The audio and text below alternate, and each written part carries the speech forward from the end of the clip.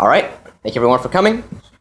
This is a talk fundamentally about surveillance and privacy, why privacy is important, why surveillance is so dangerous.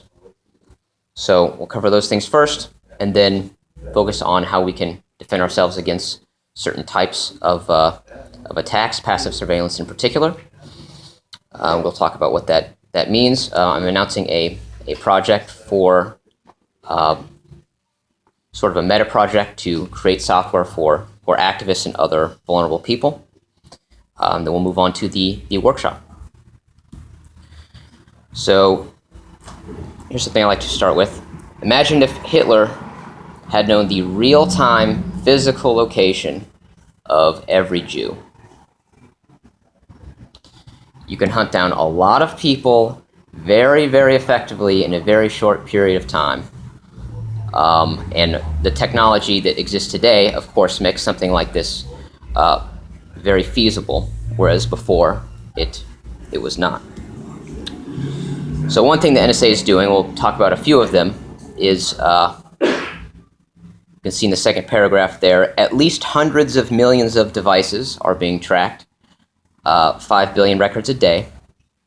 So that's troubling. But of course, our situation is in fact much worse than that, because that's just cell phones. If you look at all the information collected about various people, yes, your cell carrier knows your physical location, but if somebody was actually targeted, okay, you could shut off your cell phone, but where are you going to go? People you already know, people you've already been communicating with, most likely, through Facebook and Gmail and whatnot. These companies have a lot of information on you, but luckily, you just tell some information to each individual company and nobody pulls that together, right? Well, you may have heard of the PRISM program, which is one program that the NSA runs. And in this slide, you can see their current providers as of a few years ago: Microsoft, Google, Yahoo, Facebook, YouTube, and others, including Apple. And so now the NSA has all this information from everybody that they're gathering. But they don't mention Dropbox until the next slide, when they say they'd like to add Dropbox next. Recently, Snowden said that Dropbox is hostile to privacy and a wannabe PRISM provider.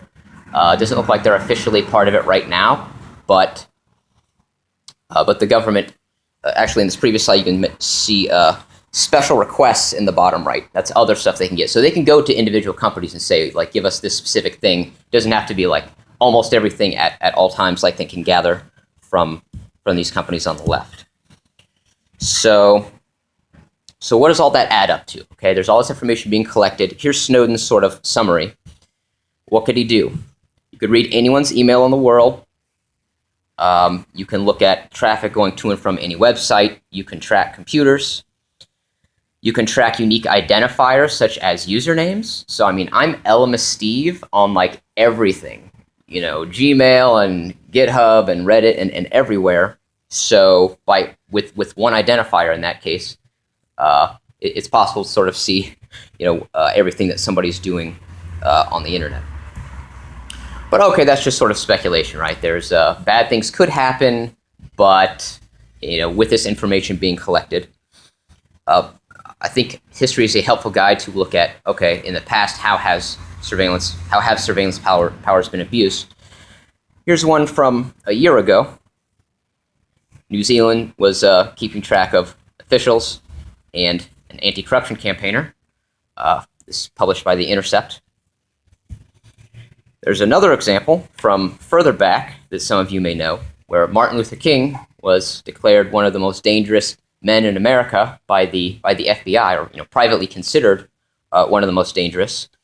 Up top here, you can see them saying that they wanted to discredit him with churches, universities, and the press.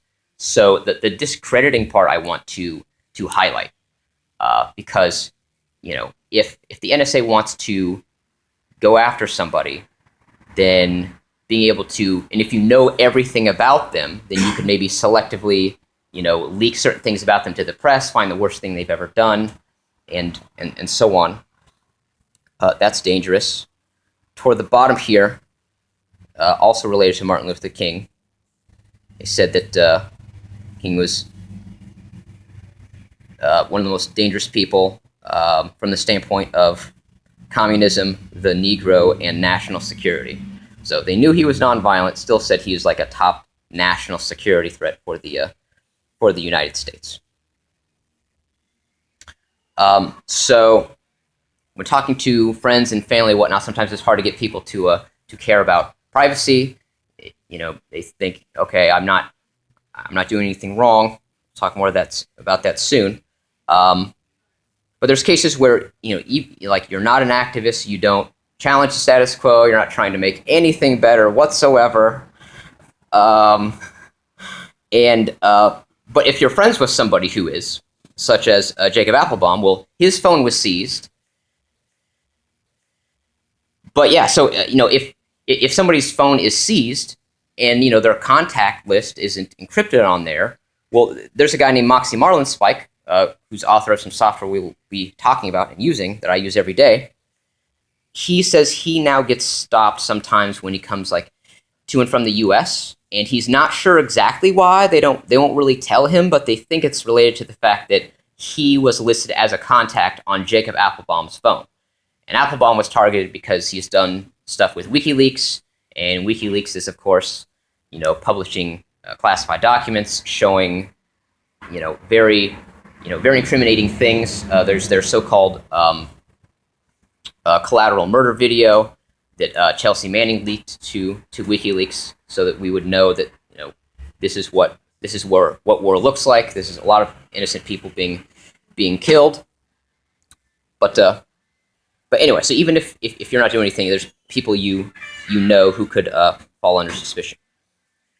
I do want to call out that in the first place, for someone to say, well, what if I'm not an activist and I'm not doing anything and there's no reason for anybody to be interested in me, I want to point out that you're basically giving up freedom of assembly to be, you know, to say protest or be any sort of activist or dissident.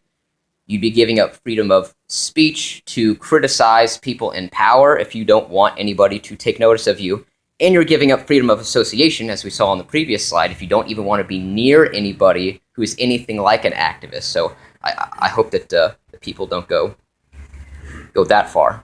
I think that says something important about freedom in the country you live in, or that we live in this case, if people are afraid to be activists.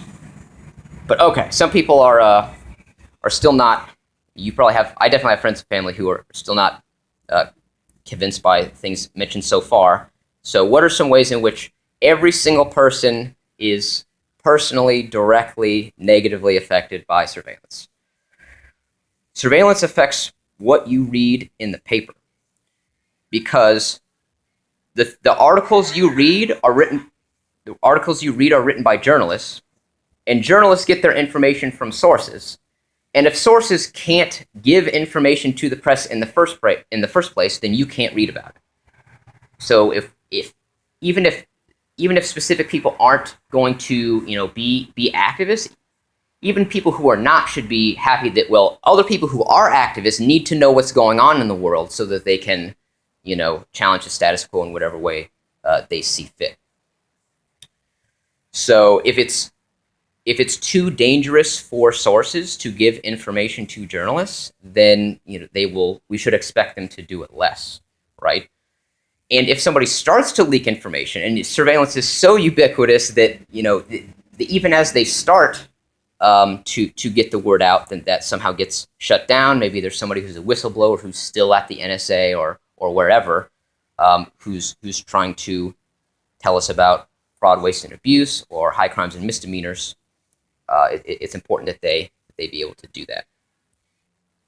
So, as I just alluded to, a lot of social progress comes from people understanding what's going on in the world, and then taking action to improve what they see. And if we don't know that there's horrible things happening because sources can't get the word out, that's bad for every single person, activist or not. So here's something by Bill Binney, or William Binney. He's an NSA whistleblower. He worked at the NSA for 30 or 40 years. He was a cryptographer and a mathematician and a code breaker. and he was trying. Let's see, during the Cold War, he was trying to spy on the Soviets and help kind of build up the security apparatus and surveillance apparatus in the United States to target it at these other countries. After 9/11, he was still at the NSA, and he saw that the NSA started turning those surveillance capabilities on its own citizens. And he decided that this is completely unacceptable. I created these things to help the United States, and now it's being used against it. So he became a whistleblower, and along with two other people, and the FBI went to his house and tried to intimidate him and pointed a gun at his head. And anyway, I can link you to places where he tells a story. But his perspective on privacy, I think, is really interesting. So when people say to him, if I'm not doing anything wrong, I don't have anything to worry about, he says, you don't get to decide what wrong means. Other people do. Well, okay. Who does get to decide what wrong means in this case, in the relevant sense? Of course, individual people can say what they can consider right and wrong.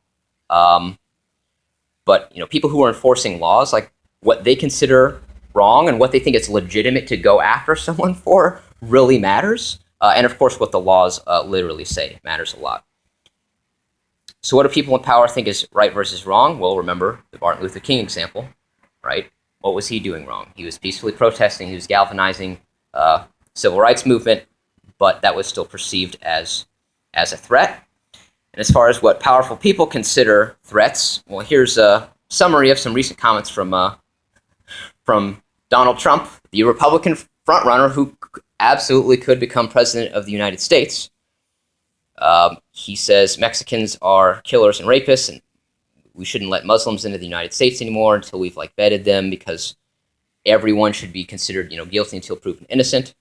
So that's scary when somebody who potentially has that much political power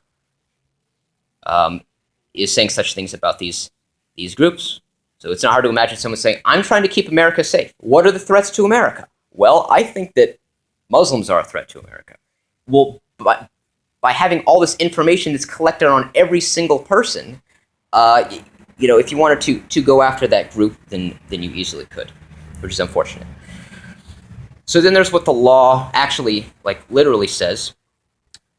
There's so many laws, federal laws, it's actually not known how many laws there are. And one argument that people bring up is that there's so many that, and they're hard to keep track of, that it's hard to know for sure when you're not actually violating some obscure law. And in that situation, my favorite part of this quote is that punishment becomes purely selective in that case. So I like to think about this from the NSA's perspective, okay? You have dirt on every person, almost every single person in your society and in many other countries. So, okay, what can you do with that? Suppose Bernie Sanders starts really bashing the NSA more, and the NSA sees, okay, we're going to get defunded, we're not going to make as much money, and some people are going to say we're not going to be able to keep America as safe if people lose trust in the NSA, if people want to shrink our budget like, say, Bernie Sanders would want to. The NSA at that point can find the worst thing that Bernie Sanders has ever done in his life that they have gathered from surveillance, and then leak certain parts of that to the media in order to turn the public and other people against him. So it's really dangerous to have that much centralized power, and that power comes from this information imbalance and of the NSA knowing everything about everyone, and we know almost nothing about the NSA. So that's my pitch for why surveillance is really, really dangerous, and horrible things could happen, and in fact have happened as a result. So any questions so far? Comments? But okay, so far what we've talked about is mostly bad news. Here's all this surveillance that's occurring, and there's all these people caught up in it. Bad things could that information could be abused. It's very dangerous for it to be centralized. But let's move toward more positive things. So one thing I like to announce is something I'm working on called Cryptactive. I'm working on open source encryption software. I'm trying to meet the needs of people who need this kind of stuff most. So activists and journalists are the ones that seem most pressing right now. So being able to use technology to defend civil liberties directly is a really exciting and empowering thing to do. There's right to privacy, but also free speech. We can talk a little bit more later about using Tor, for example, to anonymously get online and be able to communicate with people, and also avoid censorship, so you can learn things. So anyway, using technology to enable those sorts of things is really important. Immediately, and one thing that I have been working on for a little while is, you can think of it as sort of replacing Dropbox, where you're only storing encrypted data. You can share it selectively with people, but immediately, just in 2016, it should fundamentally be not just possible, but easy to access all your own files and all your own data from your own devices over the internet. Now, you can do that with Dropbox, except they have a copy of all your data, and then you run into these surveillance issues. So there's ways to encrypt it and then access it from anywhere. There's specific applications that I plan to work on after that. I'm very interested in use cases that people have where, hey, I'm trying to share this file or share this password or collaborate with this other person in some way, and how do I do that without all that information flowing through email, unencrypted, and whatnot. So specific use cases, shared passwords, bookmarks, and contacts are things that people have mentioned so far that I've talked to, and those are actually needs that I have as well. There's teams of, it could be activists, it could be journalists, but anybody working in teams where you need to coordinate some task. I'll do this task, here's when it's due, you do this other task, here's when that's due. I mean, software is used for many different things, and a very small percentage of it is secure like it needs to be. People are getting pretty good with messaging apps and anonymous web browsing thanks to Tor, but other than that, you can't do that much in a secure environment where any sort of intermediary between you and who you're collaborating with just can't see everything you're doing. So use cases that people have, feel free to let me know about those. The current specific one I'm working on is, again, being able to access all your data from all your devices, and then be able to share that selectively with other people. So okay, so that's some stuff I'm working on. What are some existing alternatives to stuff you probably use right now, like Google Search and Dropbox and so on? So here's some good news. Here's a slide from like NSA documents. Did you know that ubiquitous encryption on the internet is a major threat to NSA's ability to, basically collect information on everybody? So this slide is very, very important. I'll sort of decipher it for you. So it says, no decrypt available on this OTR encrypted message. What does that mean? This is from an internal NSA document saying that they were unable to decrypt basically an instant message that was encrypted with what's called OTR encryption. We have evidence on specific limits on the NSA's capabilities, and that's really, really, really empowering. So when it comes to which tools should I trust, which ones are good, OTR encryption is something that, again, we have good evidence of holding up to even the most powerful sort of anti-privacy adversary on the planet. So as far as what we sort of can and can't do, being able to guard against passive attacks. So mass surveillance is a passive attack. It's passive because the NSA is just sort of listening and gathering information, but isn't changing anything. Active attacks, where if you're like personally targeted, I mean, if somebody like the NSA wants to hack into your phone or your computer, they will be able to do it. Right now there's just no known way to defend against that sort of thing. So I don't want to give anybody a false sense of like invincible privacy with some of these tools. As Snowden mentioned in one of his early statements, he says encryption works.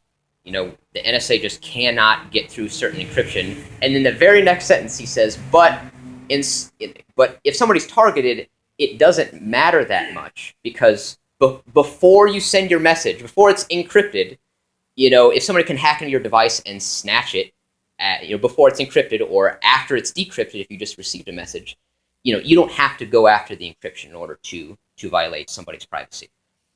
And Snowden has also mentioned that the NSA knows that it can't get away with just blatant active attacks all over the place. Like, if people notice, like, you know, devices getting hacked into, or if they're like, you know, hack into your website and, you know, change your, you know, encryption key that you're handing out to other people so they can, you know, send you email, like, you can notice those things, and so it's more dangerous for them to do, but they certainly have those capabilities. But that said, depending upon exactly what you're trying to guard against, if it's just less sophisticated adversaries, then the tools we're going to talk about are good for those purposes.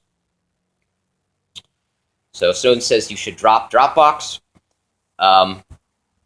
So Dropbox recently added Condoleezza Rice to their board of directors, like not too long after the Snowden stuff was sort of hatched, and people were like, really, you're that tone deaf? Like, everybody's increasingly pro-privacy and anti-surveillance, and you bring Condoleezza Rice, who pushed for warrantless wiretapping under the Bush administration, by the way. So it's like a specific pro-surveillance thing. It's not just, you know, oh, she supported Iraq, so she shouldn't be on the board. Like, she's for surveillance, and she's part of Dropbox now, who has all your data, if you put it in Dropbox. Spider Oak is an alternative to Dropbox. We'll talk about some other alternatives to other things, but I wanted to call that one out. So something specific for journalists. There's a whistleblower submission sort of platform called Secure Drop that you can set up at, say, a news organization, and leakers and whistleblowers and whoever your sources may be, they can securely give you information. Now, this is, you know, there's more to it than just like having this app that's like waiting for submissions. There's, you know, care needs to be taken there, because, you know, what happens if somebody submits malware? You're like, oh, great, it's a document, you know, and then you open it up, and then, you know, your computer gets exploited. So you need to like isolate the things that you receive. So there needs to be more precautions in place than just having Secure Drop.